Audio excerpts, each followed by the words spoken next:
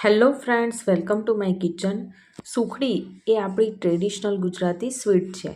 ગોળ, ઘી અને ઘઉંના લોટમાંથી બનતી આ સુખડી કોઈ પણ મીઠાઈ કરતાં વધારે પૌષ્ટિક પણ છે. અને જો થોડીક જ બાબતોનું ધ્યાન રાખીશું ને તો તમારી સુખડી પણ એકદમ સોફ્ટ બનશે.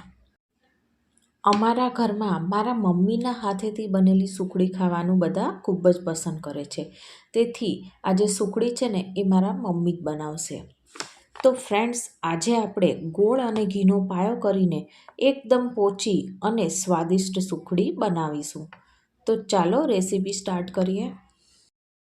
સુખડી બનાવવા માટે મેં પહેલેથી અહીંયા કઢાઈમાં ઘી ગરમ કરવા માટે મૂકી દીધેલું હતું. તો ઘી ગરમ થઈ ગયું છે ને, તો હવે આપણે ગુંદર તળી લઈશું. તો આ રીતના થોડું થોડું કરીને ગુંદર એડ કરવાનું છે. તો સ્લો ટુ મીડિયમ ગેસ ઉપર જ ગુંદરને તળાવવા દેવાનો છે. તો ફ્રેન્ડ્સ, અહીંયા જો આ રીતના ફૂલેલો દેખાય અને થોડો કલર ચેન્જ થાય તો હવે આપણે તેને કાઢી લઈશું. તો બસ આવી જ રીતના બીજો બધો ગુંદર આપણે તળી લેવાનો છે. અહીંયા હું 3 મુઠ્ઠી જેટલો ગુંદર તળવાની છું. તો તમે જો સુખડીમાં ગુંદર ખાવાનું પસંદ કરતા હોય ને તો તમારે જરૂરથી તળવાનો. અને તળેલા ગુંદરને આપણે બાઉલના પાછળના ભાગથી ચેપીને અને પછી તેનો ભૂક્કો કરીને આપણે સુખડીમાં એડ કરીશું. સુખડી બનાવવા માટે અહીંયા બધી વસ્તુને આપણે માપીને લેવાની છે. તો તેના પરફેક્ટ માપ જોઈ લઈશું. તો 4 કપ ઘઉંનો લોટ અને 1 કપ ડ્રાયફ્રૂટનો ભૂક્કો, જેમાં કાજુ બદામનો મેં કચરા વાટીને લીધેલા છે.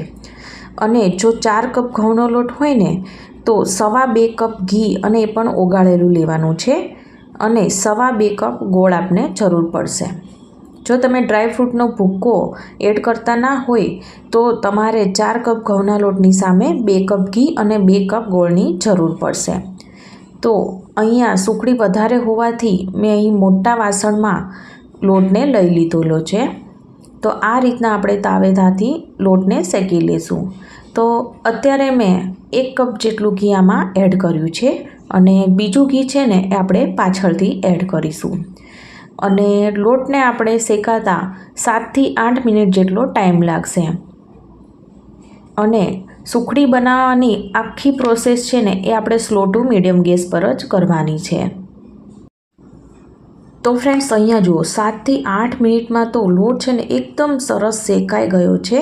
તો હવે આપણે ગોળનો પાયો કરીશું. ગોળનો પાયો કરવા માટે મેં અહીંયા એક કઢાઈમાં 2.25 કપ ગોળ લીધેલો છે અને બાકીનું વધેલું ઘી છે એ પણ અહીં મેં લીધેલું છે. ફ્રેન્ડ્સ, અહીંયા મેં દેશી ગોળ લીધેલો છે. તમે કોઈ પણ ગોળનો ઉપયોગ કરી શકો છો, પરંતુ તમે કોઈ પણ વસાણું બનાવો તેમાં દેશી ગોળનો ઉપયોગ કરો ને તો તે વસાણું છે ને એ ખૂબ જ મીઠું લાગતું હોય છે. તો હું સજેસ્ટ કરીશ કે તમે છે ને દેશી ગોળનો જ ઉપયોગ કરજો. હંમેશા ગોળ છે ને એ ચાકુથી આપણે છીણીને જ આમાં લેવાનો છે.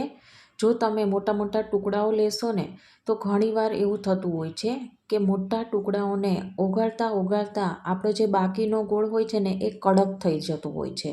તો આવા નાના કારણસર આપણી સુખડી છે ને એ કડક બની જતું હોય છે. તો બસ તમારે આવી નાની નાની બાબતોનું ધ્યાન રાખશો ને તો તમારી સુખડી છે ને એ સરસ સોફ્ટ બનશે. અહીંયા આપણે ગોળનો પાયો બિલકુલ કડક નથી કરવાનો, પરંતુ ગોળ છે ને ફૂલવા લાગે એટલે કે તેમાં બબલ આવવાના સ્ટાર્ટ થઈ જાય ને એટલે તરત જ આપણે ગેસની ફ્લેમ બંધ કરી દેવાની છે. તો ફ્રેન્ડ્સ, અહીં એ યાદ રાખવાનું કે આખી પ્રોસેસ છે ને એ આપણે સ્લો ટુ મીડિયમ ગેસ ઉપર જ કરવાની છે.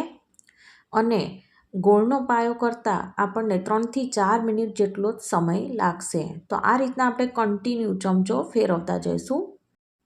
3-4 મિનિટ બાદ ફ્રેન્ડ્સ, અહીંયા જુઓ ગોળ છે ને સરસ ઓગળી ગયો છે અને ઝીણા ઝીણા બબલ આવવાના સ્ટાર્ટ થઈ ગયા છે. ગોળ છે ને સરસ ફૂલવા લાગ્યો છે. તો હવે આપણે આ મિશ્રણને લોટમાં એડ કરી દઈશું. કેમ કે સુખડી વધારે છે ને તો લોટ છે ને આ કઢાઈમાં સમાશે નહીં. તેથી હું તેને મોટા વાસણમાં ટ્રાન્સફર કરી રહી છું અને ફટાફટ આ રીતના બધું સરસ મિક્સ કરી લેવાનું. હવે 1 કપ ડ્રાયફ્રૂટનો અધકચરો વાટેલો ભૂક્કો અને તેની સાથે સાથે તળેલા ગુંદરનો ભૂક્કો પણ આપણે એડ કરી દઈશું અને આ રીતના બધું સારી રીતે મિક્સ કરી લઈએ. બધું સારી રીતે મિક્સ થઈ ગયું છે. તો હવે તેને એક પ્લેટમાં ઢાળી દઈએ. મેં પહેલેથી બંને પ્લેટમાં ઘી ગ્રીસ કરીને રાખેલું હતું. તો આ રીતના અડધું મિશ્રણ એક થાળીમાં અને બીજું મિશ્રણ છે એ બીજી થાળીમાં આપણે એડ કરી દઈશું. તો તમારે જાડી કે પાતળી જે રીતની સુખડી રાખવી હોય ને તો એ અકોર્ડિંગ તમારે આનો દળ કરવાનો.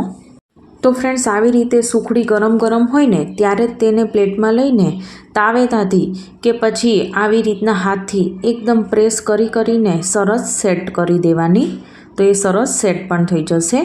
તો ફ્રેન્ડ્સ, અહીંયા જો હાથેથી બધી સાઈડ આ રીતના તેની કિનારીઓ પરથી પણ પ્રેસ કરતા જવાનું, એટલે સુખડી છે ને એકદમ સરસ સેટ થઈ જશે. તો ફ્રેન્ડ્સ, અહીંયા મેં બંને પ્લેટમાં આ રીતના સુખડીને ઢાળી દીધેલી છે. અહીં જો તમારો ગોળ સેજ પણ કડક થઈ ગયો હશે ને તો લોટ છે ને ઘી બિલકુલ એબ્ઝોર્બ નહીં કરે અને સુખડી છે ને એકદમ ચવડ બનશે. પરંતુ ફ્રેન્ડ્સ, તમે અહીં જોઈ રહ્યા છો કે લોટમાં છે ને બધું ઘી છે ને શોષાઈ ગયું છે અને સુખડી એકદમ સોફ્ટ બની છે. અને આ સુખડીને તમે 1 મહિના સુધી એ ટાઈટ ડબ્બામાં ભરીને રાખશો ને તો એવી ને એવી રહેશે, બિલકુલ નહીં બગડે. 7 થી 8 મિનિટ બાદ સુખડી છે ને સરસ સેટ થઈ ગઈ છે. લોટમાં બધું જ ઘી એબ્ઝોર્બ થઈ જાય અને આ રીતે થોડી ગરમ ગરમ હોય ને સુખડી ત્યારે તેમાં આપણે કાપા કરી લેવાના. તો આ રીતના આડા અને ઊભા તમે જે રીતના પીસ નાના કે મોટા કરવા માંગતા હોય તો એ અકોર્ડિંગ તમારે આ રીતના કાપા કરી લેવાના. પરંતુ એકવાર સુખડીને આ રીતે કટ કરી લો ને પછી 1 કલાક માટે તમારે તેને સેટ ઠંડી થવા દેવાની છે. સુખડી એકદમ ગરમ ગરમ હશે અને તેના પીસ નીકાળશો ને તો તે એકદમ સોફ્ટ હોય છે, તો તે ભૂક્કો થઈ જશે. તો ફ્રેન્ડ્સ, આ રીતના 1 કલાક પછી જ તમારે આમાંથી પીસ લેવાના છે. તો ફ્રેન્ડ્સ, મોંમાં મૂકતા જ ઓગળી જાય એટલી આ સુખડી છે ને પોચી રૂ જેવી બની છે. તો ફ્રેન્ડ્સ, તમે ક્યારે બનાવો છો આવી સુખડી એ મને કમેન્ટ સેક્શનમાં જરૂરથી કહેજો. અને જો મારી આજની આ રેસીપી તમને ગમી હોય ને તો મારી ચેનલને સબસ્ક્રાઈબ, લાઈક અને શેર કરવાનું ના ભૂલતા. તો આપણે ફરીવાર મળીશું એક નવી જ વાનગી સાથે. Thank you for watching.